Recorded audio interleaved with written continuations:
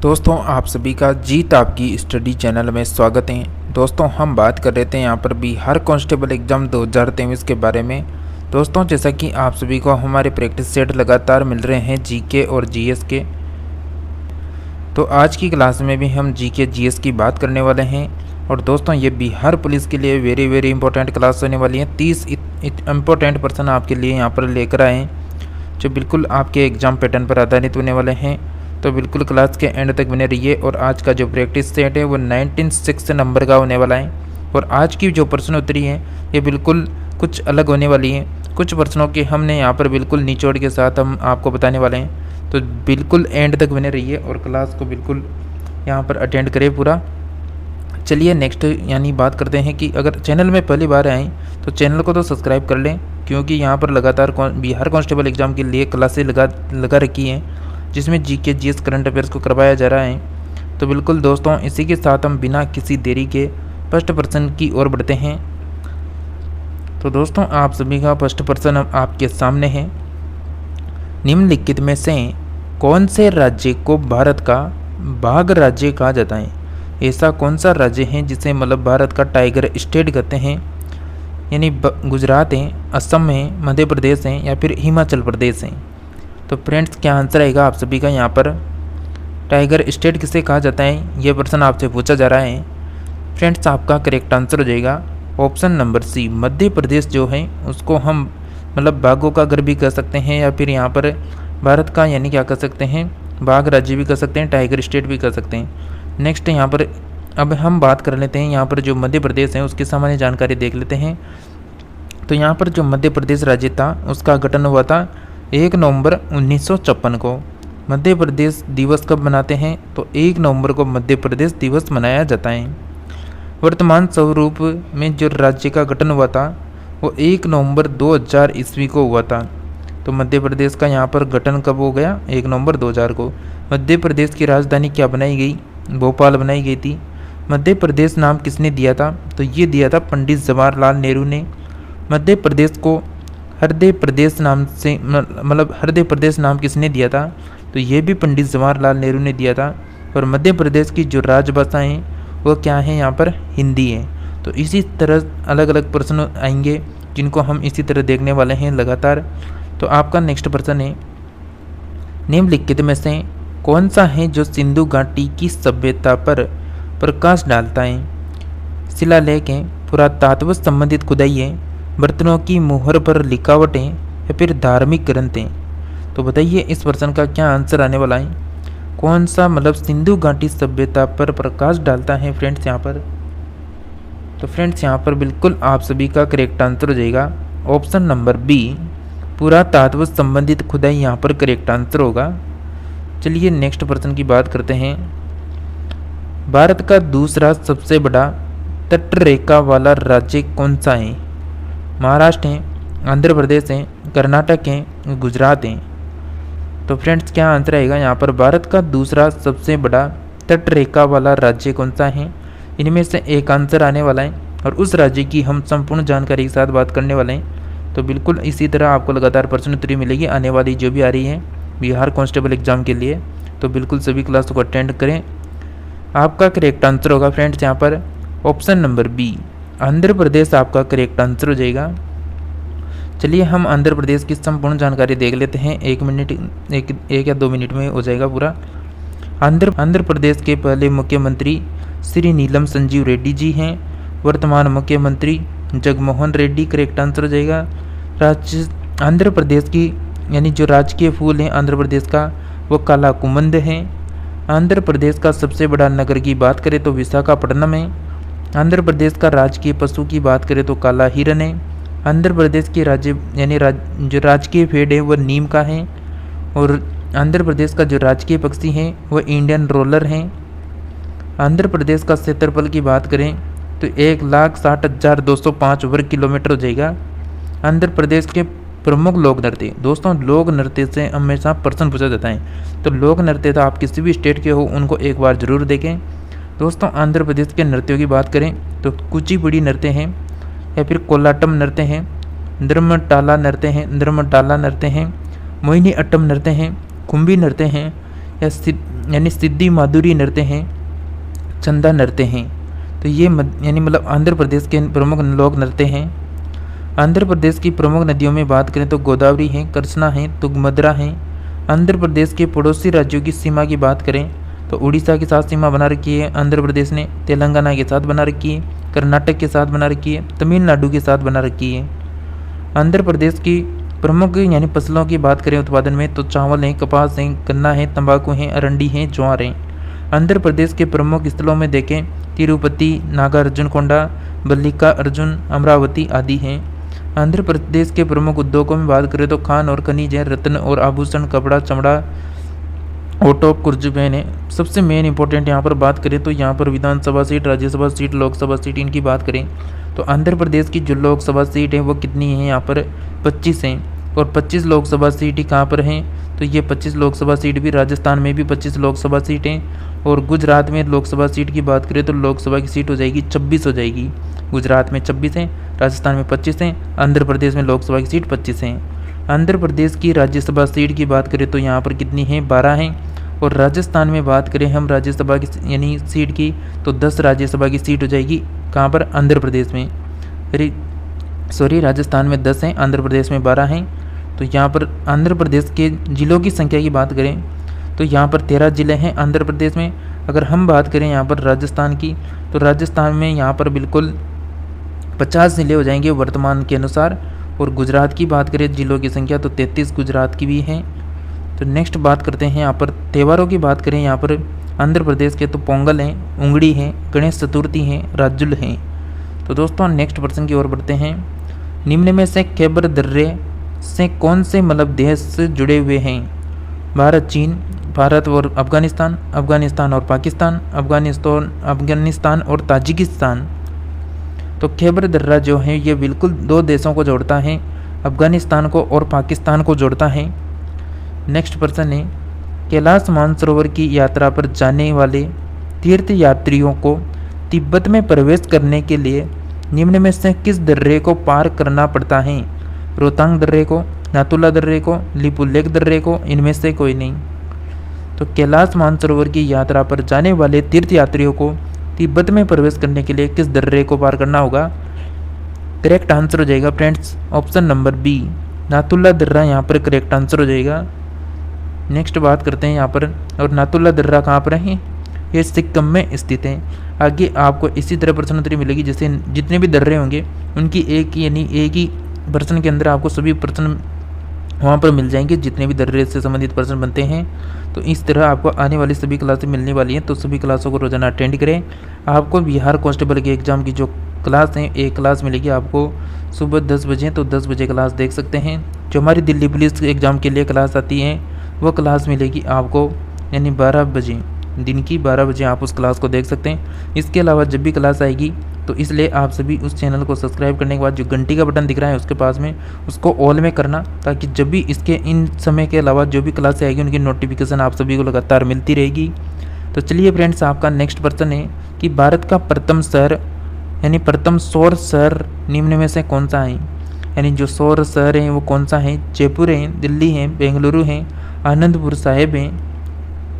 तो दोस्तों भारत का प्रथम सौर शहर की बात करें तो option number D, Anandpur Sahib यहाँ पर करेक्ट आंसर हो जाएगा। नेक्स्ट प्रश्न है फ्रेंड्स आप सभी का, भारत के राष्ट्रीय ध्वज की लंबाई और चौड़ाई का अनुपात क्या है? 3:2, 2:3, 3:4, 5:3। तो फ्रेंड्स क्या आंसर आएगा इस प्रश्न का? बिल्कुल बहुत आसान प्रश्न है और ये प्रश्न बिल्कुल बहुत सी बार पूछा जा चुका है। एसएससी की भर्तियों में बहुत सी बार आ चुका है ये प्रश्न, तो बिल्कुल आपके भी पूछा जा सकता है बिहार कांस्टेबल एग्जाम में। तो बिल्कुल ध्यान रखिए फ्रेंड्स, यहाँ पर बिल्कुल आपका करेक्ट आंसर होगा 3:2 यहाँ पर करेक्ट आंसर हो जाएगा। चलिए नेक्स्ट प्रश्न है कि संघ संवत पर आधारित राष्ट्रीय पंचांग का अंतिम मास होता है चैत्र, वैशाख, फाल्गुन, माघ। तो दोस्तों क्या आंसर आएगा यहाँ पर? संघ संवत पर आधारित राष्ट्रीय पंचांग का अंतिम मास कौन सा होता है? और इस यानी जो हिंदी पंचांग के 12 महीने होते हैं, मतलब यहाँ पर राष्ट्रीय पंचांग के, वो आपको भी पता होना चाहिए। यहाँ पर चैत्र, वैशाख, जेठ, आषाढ़, सावन, भाद्रपद, आश्विन, कार्तिक, मार्गशीर्ष, माघ, पौष, माघ, फाल्गुन, मतलब ऐसे जो 12 राष्ट्रीय पंचांग से संबंधित जो महीने होते हैं उनको ध्यान रखें। क्योंकि त्यौहार से संबंधित इस तरह का बिल्कुल प्रश्न पूछा जाता है। तो फ्रेंड्स आपका correct answer option number C होगा यहाँ पर फाल्गुन। चलिए नेक्स्ट प्रश्न की ओर बढ़ते हैं।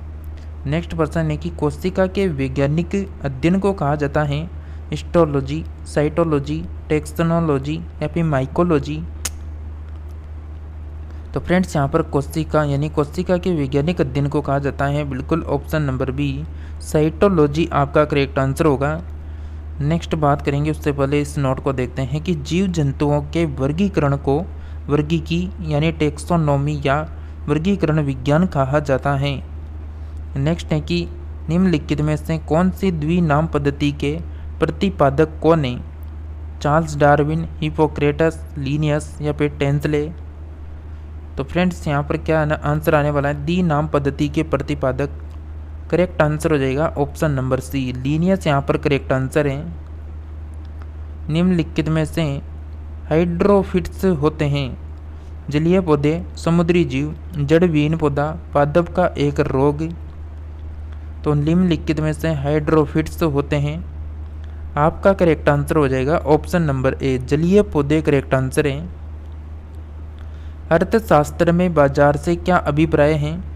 कोई केंद्रीय स्थान, प्रतियोगिता की उपस्थिति, माल भंडार का स्थान, दुकानें तथा सुपर बाजार। तो फ्रेंड्स क्या आंसर आएगा यहाँ पर? अर्थशास्त्र में बाजार से क्या अभिप्राय हैं? तो अर्थशास्त्र में जो बाजार होता है उसका अभिप्राय हो जाएगा यहाँ पर ऑप्शन नंबर बी प्रतियोगिता की उपस्थिति यहाँ पर करेक्ट आंसर होगा। अगर आपको फ्रेंड्स किसी भी प्रश्न में डाउट है ना तो आप कमेंट में पूछ सकते हैं। नियत लागत को किस नाम से जाना जाता है? विशिष्ट लागत, प्रत्यक्ष लागत, मूल लागत, ऊपरी लागत। तो नियमित जो नियत लागत होती है दोस्तों उसको जाना जाता है ऑप्शन नंबर डी ऊपरी लागत के नाम से। नेक्स्ट है कि विज्ञापन देने के लिए होने वाले खर्च को क्या कहते हैं? अधिशेष लागत, निहित लागत, विक्रय लागत, नियत लागत। तो विज्ञापन देने के लिए होने वाला जो खर्च होता है उसको कहा जाएगा फ्रेंड्स यहाँ पर ऑप्शन नंबर सी विक्रय लागत यहाँ पर करेक्ट आंसर हो जाएगा। नेक्स्ट है कि भारत के राष्ट्रीय गीत के गायन की अवधि क्या है? 52 सेकंड, 60 सेकंड, 65 सेकंड, 90 सेकंड। तो भारत के राष्ट्रीय गीत के गायन की अवधि हो जाएगी ऑप्शन नंबर सी 65 सेकंड यहाँ पर करेक्ट आंसर होगा। नेक्स्ट प्रश्न है उससे पहले इस पॉइंट को देख लेते हैं। वंदे मातरम गीत की बात करें तो बंकिम चंद्र चटर्जी ने यह बंगाली और संस्कृत की एक विशेष बोली में लिखा। 1896 के भारतीय राष्ट्रीय कांग्रेस सत्र में इस गीत को गाया गया था। वंदे मातरम गीत भारत के राष्ट्रीय गीत के रूप में लोकप्रिय था।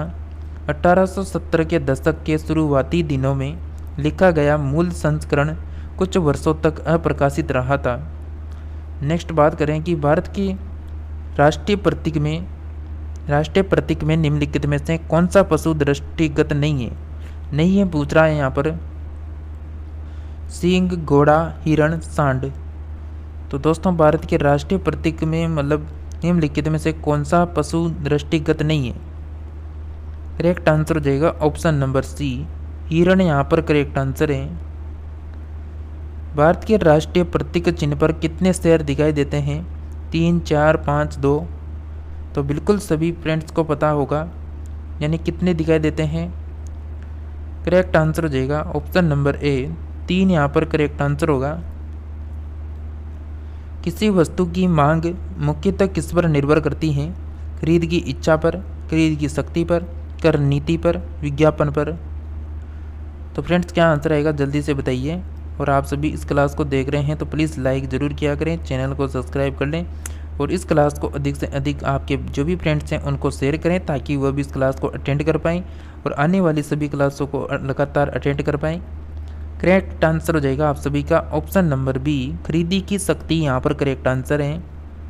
नेक्स्ट है कि पेट्रोल और कार के बीच मांग की प्रतिलोच है अपरिमित, धनात्मक, ऋणात्मक या फिर शून्य। तो पेट्रोल और कार के बीच मांग की प्रतिलोच है बिल्कुल आपका करेक्ट आंसर हो जाएगा ऑप्शन नंबर सी ऋणात्मक करेक्ट आंसर है।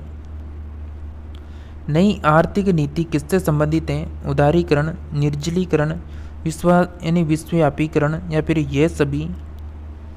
तो नई आर्थिक नीति किससे संबंधित है फ्रेंड्स? ऑप्शन नंबर डी, यहाँ पर ए सभी करेक्ट आंसर हो जाएगा। नेक्स्ट है कि रोलेट एक्ट किसके काल में लागू किया गया था? Lord Chelmsford, Lord Minto, Lord William Bentinck, Lord Reading. Rowlatt Act किसके काल में लागू किया गया था फ्रेंड्स? यहाँ पर करेक्ट आंसर होगा ऑप्शन नंबर ए, लॉर्ड चैम्सफोर्ड यहाँ पर करेक्ट आंसर हो जाएगा। दोस्तों यहाँ पर इंपॉर्टेंट पॉइंट में हम बात करें, रोलेट एक्ट जिसे काला अधिनियम भी कहते हैं, जो 21 मार्च 1919 को दिल्ली में इंपीरियल लेजिस्लेटिव काउंसिलिंग द्वारा पारित अधिनियम था। यह अंग्रेजों द्वारा क्रांतिकारी समूहों का दमन कर भारतीयों को उनके विरुद्ध होने से हतोत्साहित करने के लिए और व्यक्तिगत अभिव्यक्ति और स्वतंत्रता के अधिकार से भारतीयों को वंचित रखने के लिए बनाया गया था।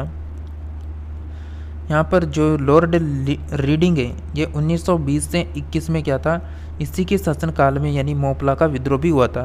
किसके काल में? लॉर्ड रीडिंग के काल में 1920-21 में। आपका बहुत इंपॉर्टेंट प्रश्न आ चुका है। 23 जून 1757 में प्लासी के युद्ध में सिराज उद दौला के साथ किसने विश्वासघात किया था? हैदर अली ने, मीर कासिम ने, मीर जाफर ने, अवध के नवाब ने। तो फ्रेंड्स क्या आंसर आएगा? आपका करेक्ट आंसर हो जाएगा option number C, Mir Jafar correct answer होगा। प्लासी का पहला युद्ध 23 जून 1757 को मुर्शिदाबाद के दक्षिण में 22 किलोमीटर दूर नदिया जिले में भागीरथी नदी के किनारे प्लासी नामक स्थान पर हुआ। इस युद्ध में एक और ब्रिटिश ईस्ट इंडिया कंपनी थी और दूसरी ओर बंगाल के नवाब की सेना थी। कंपनी की सेना ने रॉबर्ट क्लाइव के नेतृत्व में नवाब सिराजुद्दौला को क्या किया था? हरा दिया था यहाँ पर। नेक्स्ट बात करें कि लॉर्ड क्लाइव ने सिराजुद्दौला को किस युद्ध में हराया था? प्लासी, बक्सर, पानीपत, हल्दीघाटी। तो दोस्तों जैसा कि अभी आपने बात की यहाँ पर प्लासी के युद्ध की, तो option number A correct answer हो जाएगा। ये किसके मध्य हुआ था? तो इन दोनों के मध्य हुआ था, लॉर्ड क्लाइव सिराजुद्दौला के मध्य। नेक्स्ट है कि निम्नलिखित में से किन स्थानों से मध्य पाषाण काल में पशुपालन के प्रमाण मिलते हैं? ओदे, बोरी, बागोर, लखनिया। तो दोस्तों 10 बजे का टाइम फिक्स रखें, आप बिल्कुल 10 बजे इस चैनल में आ जाएं और क्लास को अटेंड कर लें। दोस्तों करेक्ट आंसर हो जाएगा ऑप्शन नंबर सी, बागोर करेक्ट आंसर होगा। इंग्लैंड की ईस्ट इंडिया कंपनी की यानी भारत में प्रथम निर्णायक सैन्य सफलता मानी जाती है बक्सर का युद्ध, प्लासी का युद्ध, पानीपत का युद्ध, हल्दीघाटी का युद्ध। तो दोस्तों बिल्कुल करेक्ट आंसर हो जाएगा आप सभी का यहाँ पर। उससे पहले मैं आपको बता दूं, जो ये हल्दीघाटी का युद्ध हुआ था ये कहाँ पर हुआ था? ये हुआ था राजस्थान में। पानीपत का युद्ध कहाँ पर हुआ? ये हुआ हरियाणा में। प्लासी का युद्ध कहाँ पर हुआ? तो ये हुआ पश्चिम बंगाल में। और बक्सर का युद्ध कहाँ हुआ? बिहार में। तो बिल्कुल आपका करेक्ट आंसर हो जाएगा यहाँ पर ऑप्शन नंबर ए, बक्सर का युद्ध। नेक्स्ट प्रश्न है, लॉर्ड वेलिस्ली की सहायता को स्वीकार करने वाला पहला मराठा सरदार था? पेशवा बाजीराव द्वितीय, रघुजी भोसले, या फिर यहाँ पर दौलत राव सिंधिया, या फिर उपरोक्त में से कोई नहीं। तो फ्रेंड्स क्या आंसर आएगा? लॉर्ड वेलिस्ली की सहायक संधि को स्वीकार करने वाला पहला मराठा सरदार था। करेक्ट आंसर है ऑप्शन नंबर ए, पेशवा बाजीराव द्वितीय यहाँ पर करेक्ट आंसर होगा। चलिए यहाँ पर पेशवा बाजीराव के बारे में जान लेते हैं। पेशवा बाजीराव द्वितीय 8वें और अंतिम पेशवा थे। वह 22 साल पेशवा रहे और वह रघुनाथ राव के पुत्र थे। सन 1802 में बाजीराव द्वितीय ने अंग्रेजों से संधि की थी। बाजीराव ने अपने शासनकाल में कुल 40 युद्ध किए। पेशवा बाजीराव द्वितीय की मृत्यु के बाद नाना साहेब को अंग्रेजों द्वारा उत्तराधिकारी के रूप में स्वीकार नहीं किया गया, क्योंकि वह पेशवा के दत्तक पुत्र थे और उन्होंने उन्हें पेंशन देने से भी इनकार कर दिया था अंग्रेजों ने। नेक्स्ट प्रश्न है, हर्ष के समय सूचनाएं किसकी पुस्तकों में निहित हैं? हर्ष के समय की जो सूचनाएं हैं वह किस में निहित हैं? हरिसेन में, कल्लड़ में, कालिदास में या फिर इनमें से किसी में भी नहीं। तो हर्ष के समय की जो रचनाएं मतलब सूचनाएं हैं वो किस पुस्तक में हैं? आपका करेक्ट आंसर होगा फ्रेंड्स यहाँ पर बिल्कुल ऑप्शन नंबर डी, इनमें से किसी में नहीं है। बाण भट्ट और मयूर हर्ष के दरबारी कवि थे, यानी जो बाण भट्ट और मयूर हैं वह किसके दरबारी कवि थे? हर्ष के। बाण भट्ट द्वारा रचित हर्ष चरित्र से हर्ष के काल की घटनाएं यहाँ पर मिलती हैं। भारतीयों के लिए मान सिल्क मार्ग किसने आरंभ करवाया? कनिष्क ने, अशोक ने, अर्श ने, फाहियान ने। तो फ्रेंड्स यहाँ पर क्या आंसर आने वाला है? भारतीयों के लिए मान सिल्क मार्ग किसने आरंभ करवाया? Correct answer option number A, Kanishka यहाँ पर करेक्ट आंसर है। किस गवर्नर जनरल के काल में पंजाब को ब्रिटिश साम्राज्य में मिलाया गया था? Lord Canning, Lord Dalhousie, Lord Cornwallis या फिर लॉर्ड कैनिंग। तो कौन सा गवर्नर जनरल होने वाला है जिसके काल में पंजाब को ब्रिटिश साम्राज्य में मिलाया था? फ्रेंड्स यहाँ पर आप सभी का करेक्ट आंसर हो जाएगा option number B, Lord Dalhousie correct answer है। बंगाल के प्रथम गवर्नर जनरल कौन थे? Lord Clive, Lord Bentinck, Warren Hastings, Colonel Sanders. तो बंगाल के प्रथम गवर्नर जनरल हो जाएंगे फ्रेंड्स यहाँ पर option number C, Warren Hastings correct answer हो जाएगा। वारेन हेस्टिंग्स एक राजनीतिज्ञ था जो भारत के महान राज्यपाल थे और उन्हें रॉबर्ट क्लाइव को भारत में ब्रिटिश साम्राज्य की नींव रखने का श्रेय दिया जाता है। पोर्ट विलियम प्रेसिडेंसी का प्रथम गवर्नर तथा बंगाल की सुप्रीम काउंसिल का अध्यक्ष था और इस तरह 1773 से 1785 तक वह भारत का प्रथम वास्तविक गवर्नर जनरल रहा। तो फ्रेंड्स ये थी आज की प्रश्न उत्तरी। अगर आप इसका बाद का जो पार्ट आने वाला है 97 नंबर का उसको देखना चाहते हैं, जिसमें हम अभी आपको जिस तरह प्रश्न उत्तरी करवाई बीच बीच में आपको ऐसे प्रश्न भी मिले जिनकी हमने आपको संपूर्ण जानकारी बताई, तो इसी तरह आगे भी आपको बिल्कुल इसी तरह संपूर्ण जानकारी मिलेगी। सभी प्रश्नों की अलग अलग राज्य के प्रश्न आएंगे तो अलग अलग राज्य की संपूर्ण त्यौहार संबंधी सभी जानकारी मिल जाएगी। तो आप सभी लगातार इन क्लासों को अटेंड करें और चैनल को बिल्कुल सब्सक्राइब कर लें। और आपसे एक ही रिक्वेस्ट है कि आप इस क्लास को अधिक से अधिक फ्रेंड को शेयर कर दें ताकि वह भी इस क्लास को अटेंड कर पाए। और इसी के साथ हम मिलते हैं नेक्स्ट और न्यू क्लास में न्यू टॉपिक के साथ। तब तक आप सभी लगातार जुड़े रहिए। जय हिंद, जय भारत।